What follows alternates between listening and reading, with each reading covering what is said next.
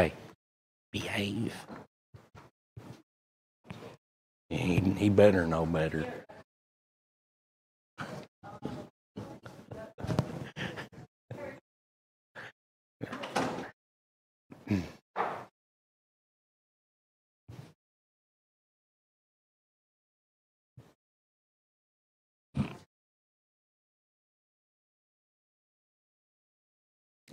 Exodus chapter number 31.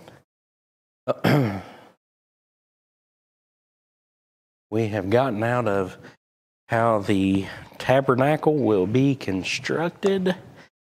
And some good chapters, ain't they? When you kind of take a little bit deeper of a dive than just getting the grass off the top. But now we're getting into, and I'm sure that if I was Moses, I'd probably wiping the sweat off my forehead thinking, I'm going to have to do all this. And because now it says in verse number 1, and the Lord spake unto Moses, saying, See, I have called by my name Bezaleel, the son of Uri, the son of Hur, of the tribe of Judah, and I have filled him with the Spirit of God in wisdom and in understanding and in knowledge and in all manner of workmanship, to devise cunning works, to work in gold and in silver and in brass and in cutting of stones, to set them, and in carving of timber, to work in all manner of workmanship. Now, if I'm Moses, I'm thinking, wow, thank you, Jesus. I dodged a bullet. Not only do I have to remember all this stuff, now I got to go down here out of the mountain and do all this. But I thought about this whenever I was looking at this. Whenever I had surrendered to the ministry, and this works, God does amazing things. When I surrendered, I was like, hey, I'll be here. I'll be at this church for a couple years because I really wanted to sit under my pastor for a while. And sometimes that's not how it goes. Sometimes that's not how it works. But I told him, I said, I'd like to be here for a couple years. And me and my wife had talked about it, and she said, I think that would be a good thing to, kind of hang back and just go under his coattails and kind of just watch and how he does things. And that seemed like the plan until about 6 months into it.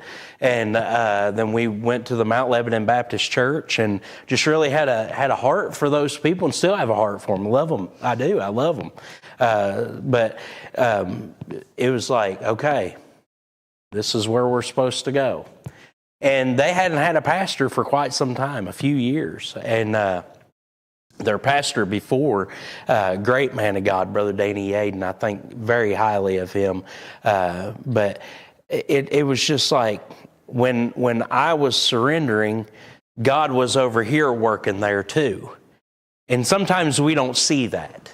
But here's the thing, Moses is up on this mountain and been up on this mountain, and as we're going to find out in the next chapter, he comes down, and what he comes down to is not a good scene to be coming down to, but God is letting Moses know, hey, Moses, you've been up here talking with me this whole time, but I've been working on other people, all at the same instance. And just the vastness of God and just how God can do stuff like that. Him sit down and give a picture of what heaven's throne looks like and all what's going on I won't say all what's going on in heaven, but what he wanted Moses to see. And then tells Moses here, this is how you do this. And then tells Moses, oh yeah, by the way, I didn't tell you this, but I've got other people that are going to construct this. And again, wow, wipe of the brow, thank God. But I mean, Moses is, and here's the thing, he's dealing more with than just this guy, Bezaleel. He's dealing more with him than just him. But I want you to notice how God's been dealing with him. Look at verse number 2. This is super interesting. He says, see, I have called by name Bezaleel, or Bezaleel, or however you want to say that, son of Uri, the son of Hur, of the tribe of Judah. Now, why is that important? Why would that be important? Now, we know that Jesus is from the tribe of Judah. We know that. But I want you to think about this. Where was Judah? When they got their allotment, they were at the southernmost part, correct? Now, watch what happens in verse number 6. And behold, I have given with him Aholiab, the son of Ahisamach, of the tribe of Dan. Now, where's that going to end up? So, Dan centered for a while in the center, right?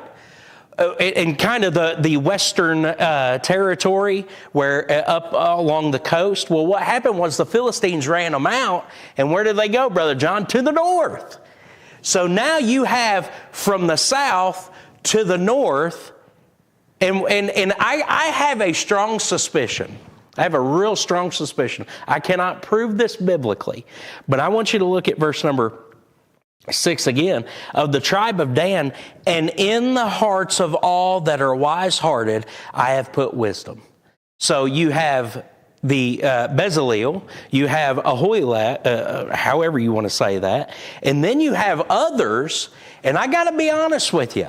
In my mind, I'm thinking every one of these people are from different tribes. I'm just throwing that out there. Well, why did I say that? Because God says, these are my people doing the work that I have laid before them.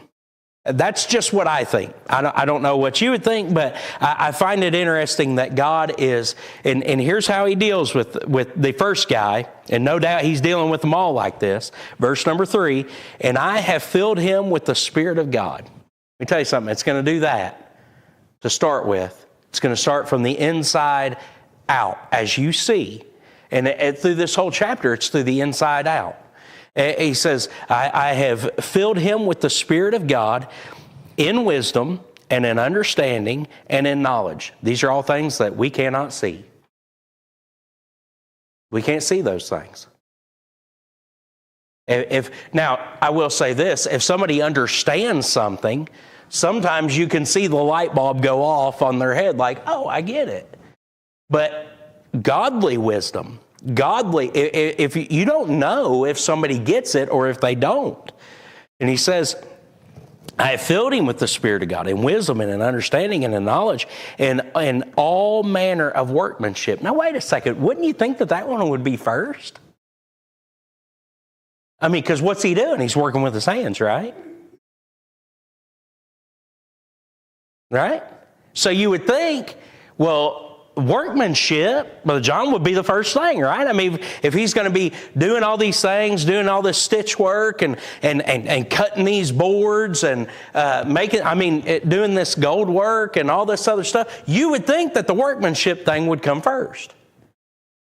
But God says, to do this, he's got to have the Spirit of God in him. Has to.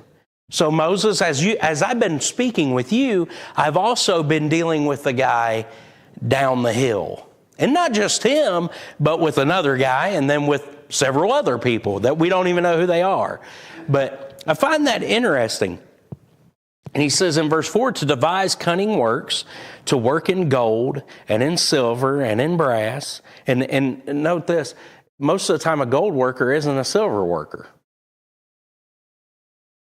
Most of the time, a gold worker and a silver worker isn't a brass worker. You kind of get your niche, and that's just who you are. He says, but to devise cunning works, to work in gold and in silver and in brass, and of cutting of stones to set them, and in carving of timber, to work in all manner of workmanship. So this guy is extremely, extremely wise about, I'll say this, I done sheet metal work for about probably 15 years. And got decent at it. But listen, I am not a carpenter. I'm just not.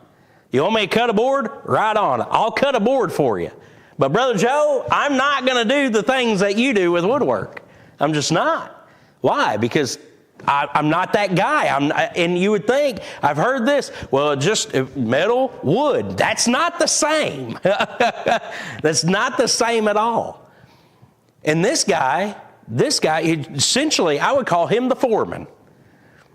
This guy is the foreman. He's the one that is on top of everything. He's got the wisdom, but he's not alone.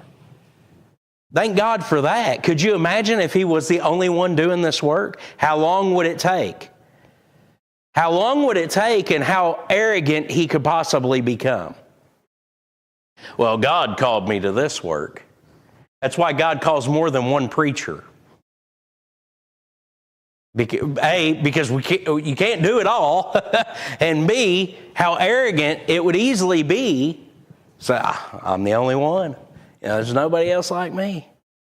Could you imagine being this guy and doing the work that he's doing? Imagine, I don't know what you would say if you busted your thumb with a hammer.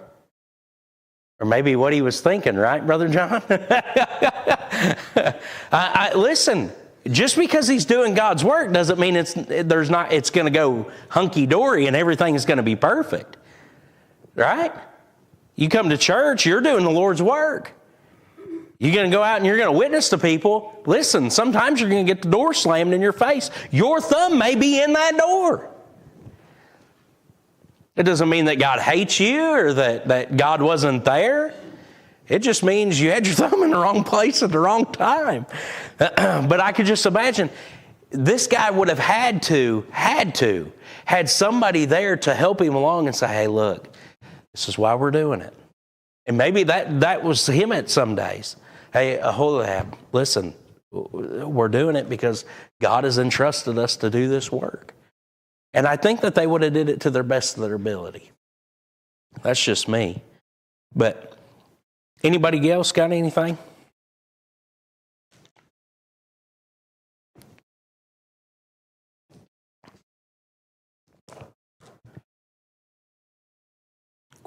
Quiet. All right, verse number 7.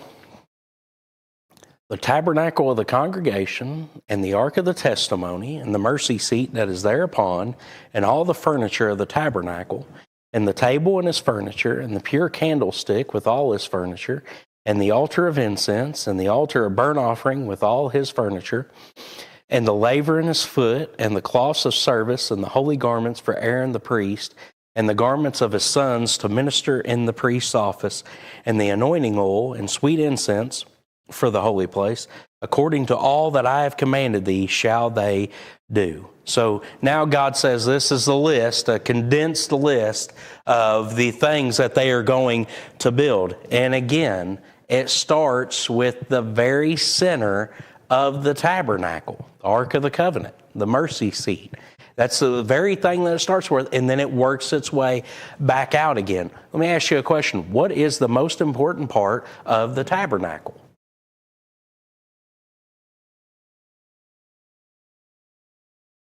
Yeah, I mean the mercy seat, right? Because if that's not there, we have nothing, right? And so God says, and isn't it amazing? Let me say this. People will take that verse, man looks on the outward appearance and God looks on the heart. And that's true. But God also looks on your outward appearance. Because your outward appearance shows a lot about what's going on inside. Many times God looked at their countenance. That's their appearance. That's what's going on. And so don't always think that, and listen, I've dealt with what we've talked with car salesmen. I say, no, not that one. We don't want that car. I say, why not? Well, I'm a pastor. I say, what's that matter? Well, it does matter. J. Vernon McGee used to always say, I buy a Chevrolet, I don't buy a Cadillac. Why? Because I'm a preacher. And it doesn't look good. I mean, it really doesn't. If a preacher comes driving an $80,000 truck, that don't look good. It doesn't to the congregation. And I understand. I understand that completely. It shouldn't happen. There should be other preferences. You're talking $80,000 truck. That's probably $1,200 a month payment. That's not being a good steward.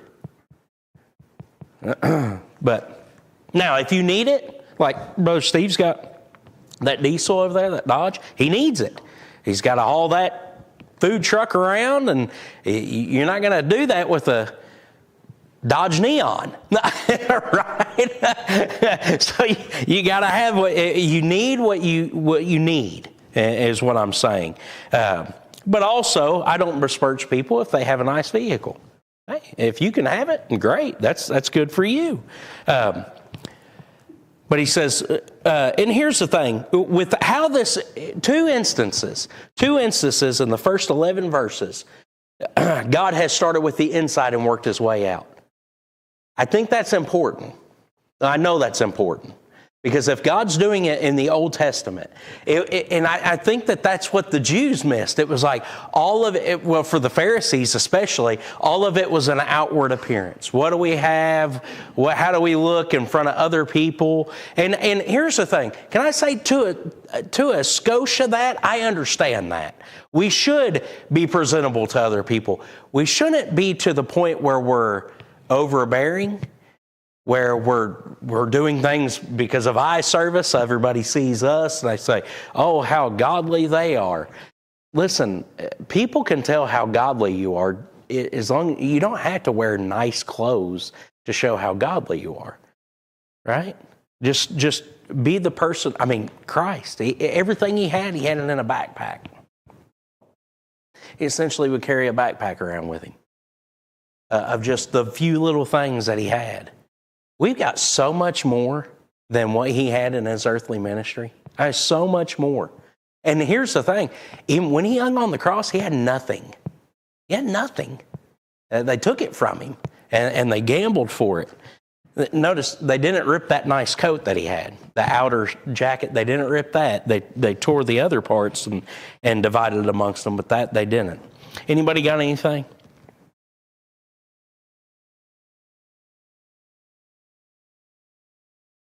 You say, why in the world is the internal so important to God?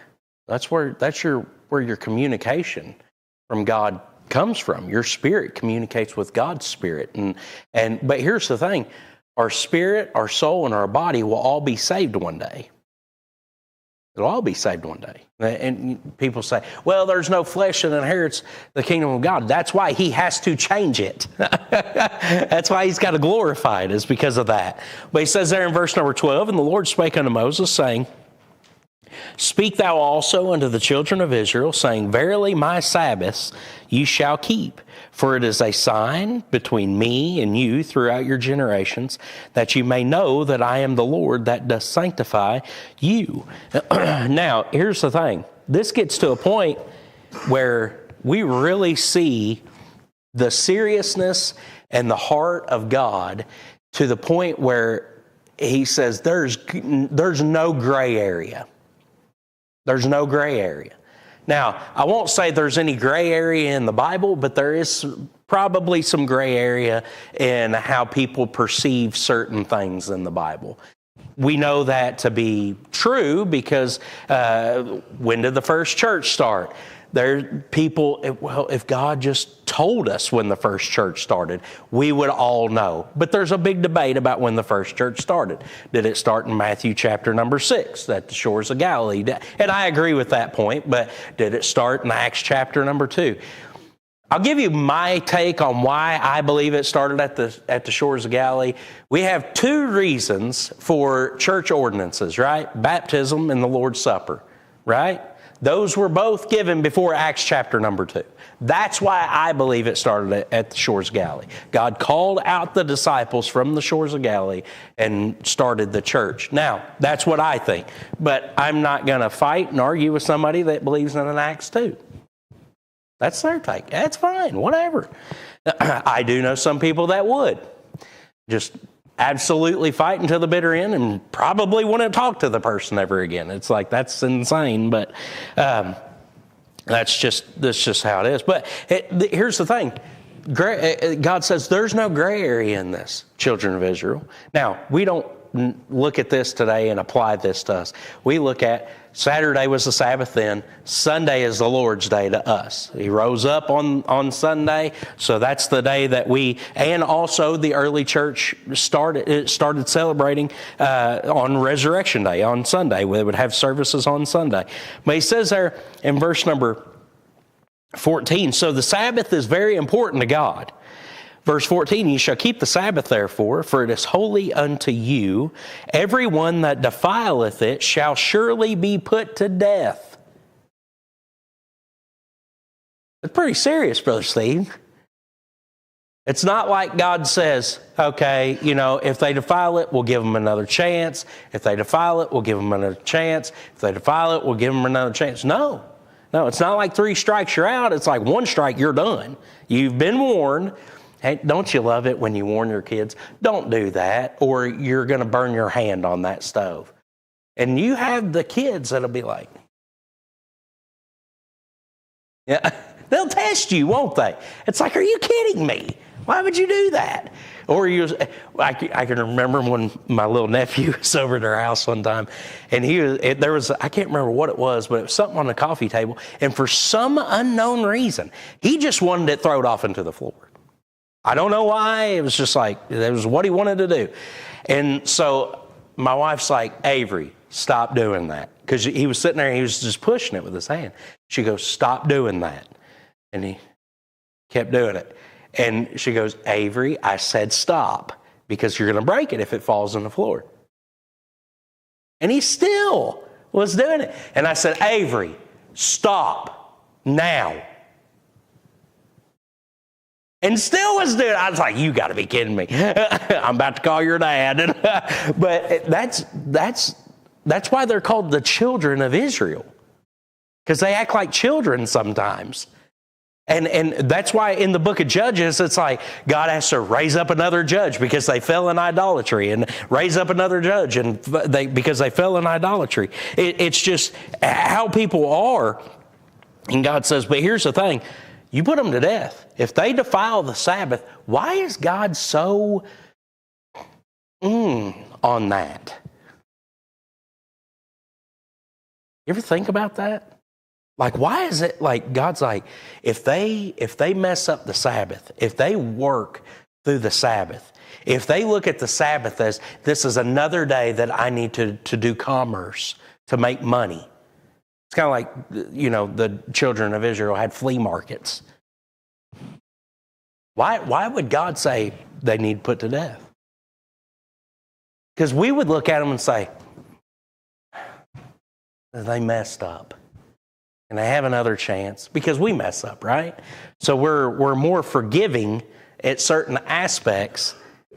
I will say we're not more forgiving than God, but I will say, but we're more lenient because, well, I would probably do that.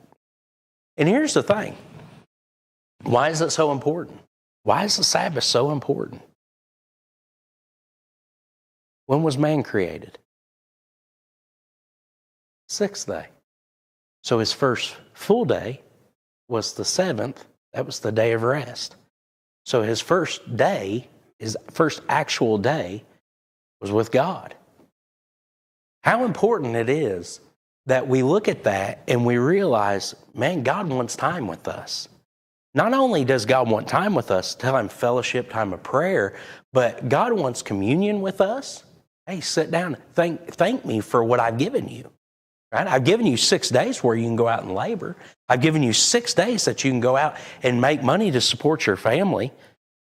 I've given you all these things. And I'm asking for this one, you just rest. Just take a rest and be refreshed. But also I believe this. Time of reflection. Time of reflection. A time of trusting God. Well, if I don't get out there and get at it, then I'm not going to have it tomorrow. And God says, sit down. Sit down. Your grass will be fine if you mow it Monday. or Sunday to them. I get that mixed up sometimes. But it'll be fine. You don't have to work on the Sabbath day. I want you to relax. I want you to take a break and enjoy what Adam enjoyed his first day. Isn't that amazing? What do you think that God and Adam did on the very first day? We don't know, but I can tell you this, there was a lot of talking going on, I'm sure.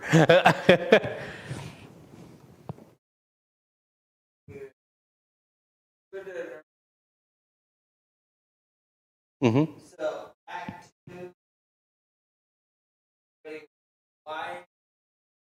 why did God start?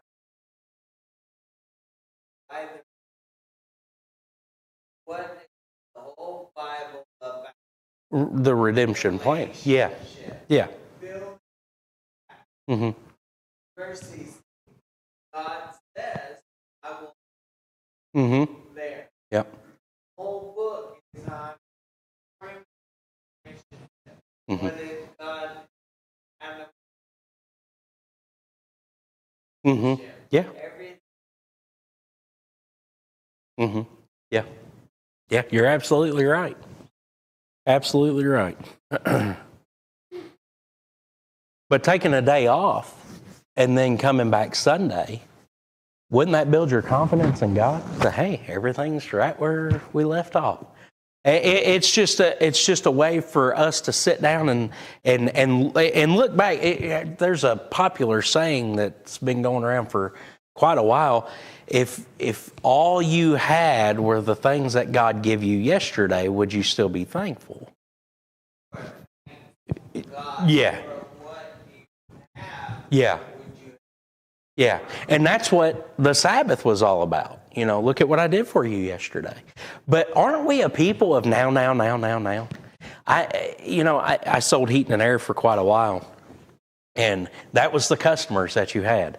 It was, you would sell them a unit and something would happen and there'd be a dent in the side and you'd say, hey, listen, here's what we'll do. We'll knock. And we'd be generous. I mean, a little dent in the side of a unit is not going to hurt anything, and they'd say, well, the customer's seen it and they'd like to have $100 off. We'd say, here's what we'll do. We'll knock $250 off. You keep $150 for the aggravation and you can knock your $100 off. So they get $150. Now, next time something like that happened, they want more off. It's like, well, they seen it and they knew you'd give them the $250, so they'd say, well, the customer's asking for $250, and they'd want $500. Well, let me put $250 in my pocket. You see what happens? It's not about what you done for me 2 weeks ago. It's about what you're doing for me right now, and that's a problem. That's a problem because it's all I got to have more, and I'm not going to say all heating and air contractors are that way. Just the ones that I dealt with were that way. But and that I'm sure that's for plumbers and electricians and every other kind of supply house contractor that comes through there. But God's serious about this. He says there in verse 14, one that you shall keep the Sabbath therefore, for it is holy unto you. Every one that defileth it shall surely be put to death, for whosoever doeth any work therein, that soul shall be cut off from among his people. Could you imagine if we were stoning somebody for not keeping the Sabbath, and people were walking by and like, what in the world's going on? What are you doing that for? Why are you killing that person? Well, they worked on the Sabbath day. Don't you think that's a bit much? Well, if you knew how serious God is, that's why we're killing him, because God said to, right? God's serious about his relationship. And let me clear this up too. I find God's a big meanie in the Old Testament, and in the New Testament, it's all grace and mercy. No, Noah found grace in the eyes of the Lord. It's always been about grace. It's not like, well, they had the law then, and now we got grace. That day at the cross that really separate. No. And I believe in an Old Testament, New Testament. I'm not saying that, but grace has always been. If grace hadn't always been, Adam would have never lived as long as he did. Right? Because God told him, you eat of that tree, you're going to die. And what happened? He did die spiritually that day, but he still lived to 930 years? That's a long-suffering God to put up with our malarkey for that long. He says there in verse 15, 6 days may work be done. But in the seventh is the Sabbath of rest. God knows how we are. He says, listen, I've given you 6 days. You have 6 days to get accomplished what you need to get accomplished. You got 24 hours a day. If you need to work over Sunday through Friday, you can work over. But that Sabbath day, take a rest. God knows people are workaholics. I don't think a lot of people are workaholics because they just enjoy work. I think a lot of people are workaholics because they enjoy overtime pay. I worked with a guy that had sold his boat, and he was constantly I think I've said this before, but he was constantly at the lake. He was all the time, Jerry Waddle, he was all the time out fishing and bass tournaments, and I mean, just all over the place. Sold his boat. And I was like, why'd you sell your boat for? Like, you're going to die now, because that's who he was. I mean, everybody knew he's the fisherman. And it is an amazing thing to see. He didn't have Parkinson's, but he would sit there and he would shake. And he'd sit there and he'd look at line and he'd take it and he'd just right through. It's like, how in the world can he do that? But that's where he lived. He lived at the lake. And he sold his boat. And I said, why did you sell your boat? I'll buy me another one. Right now I'm going to pay my kids to go through college. And I said, man, that's awesome. That is awesome. He turned around and he worked 60 to 70 hours a week to buy him another boat. And I thought, that's not awesome. Wouldn't your kids love to have more time with you whenever you get older than you work? Listen, you can work yourself into the absolute earth. And I don't even know if he ever bought a boat after that. I know for years I still worked with him, and I never seen him get another boat. And it's, guys, we have to, well, we got to rest in God. He says, verse 15, whosoever doeth any work, halfway in the verse, any work in the Sabbath day, he shall surely be put to death. Now, they took this like literally, like that wasn't, I heard somewhere, like one of those legends or like history, and they would like put a needle in the cloth of their garment. So like if it ripped on a Sabbath day, nobody knew they had the needle and they pull it out and fix it. You think God was going that far with it? No, I don't think so. You're just not going to be out tilling. Listen, here's the thing. They get their ox out of the ditch, wouldn't they? Yeah. I mean, God, and Jesus said, I'm not like saying that's a bad thing. Don't leave it there, because that's animal cruelty. But Also, yeah. And that's why he said, don't hide your candle under a bushel. You know why? Because the bushel is a picture of commerce. That's why he said that. Don't hide it. Don't hide it. So, very well thought. Verse 16, wherefore the children of Israel shall keep the Sabbath, to observe the Sabbath throughout their generations for a perpetual covenant. I want your kids to go through this. I want your grandkids to go through this. This is the same thing as the gospel today.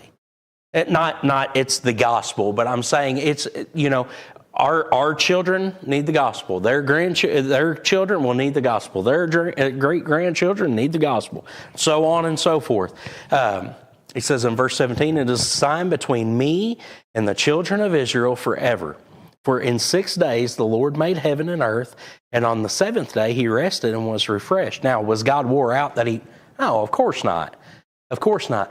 But remember, what was he talking about here? That refreshing first day he had with man. That was refreshing. It is a refreshing time for God when his people talk to him. It's a refreshing time. So he said, I rested and refreshed. And here's the thing. If I did that, why don't you do that? Why don't you do that? You're always on the go. You two are always on the go. But you have a time of rest. You do. You have to. You have to. You'll work yourself to death. Verse 18, he gave unto Moses, when he had made an end of communing with him upon Mount Sinai, 2 tables of testimony, tables of stone, written with the finger of God. Could you imagine holding that? Man, I'm telling you, that would be wild, wouldn't it? That would be wild. Then he goes down the mountain and they break. But I mean, seriously, wouldn't that be amazing? People. What's the ads? What is that? That little app that you have where you auction? There's like whatnot. Yeah. So when you on your phone and the ad pops up for whatnot, I seen this guy, and he's opening up Pokemon cards. You ready for this? Pokemon cards. And he's speaking into a microphone. And he's like going through, and he gets through like 5 or 6 of them. And he's like, please say it's this card. And of course it is. Who would have thunk it, right? And he pulls the card out. And this guy is literally like freaking out. The microphone's doing this number. I mean, he is like, because he's holding this little piece of cardboard. That's probably worth who knows how much. Could you imagine holding that? Moses probably like, I'll get it to him. Hopefully in one piece, right? But I remember talking with Brother Jason Bertram when he comes here. And he said, do you know this preacher? And I said, no, I think he's somewhere from Tennessee. He said, brother, it's amazing. He said, I love just being around him. You know those people, you just love being around them. And he said, I'll watch him. He said, he'll sit there and he'll read his Bible before service starts. And he said, he'll sit there and he said, you can hear the pages rattling. He said, he knows what he has a hold of. Man, that's the way we all ought to be, ain't it? He said, every page that he turns, he said he shakes because he knows what he's holding in his hand. And I was like, man, that's amazing. What a testimony. Anybody got anything?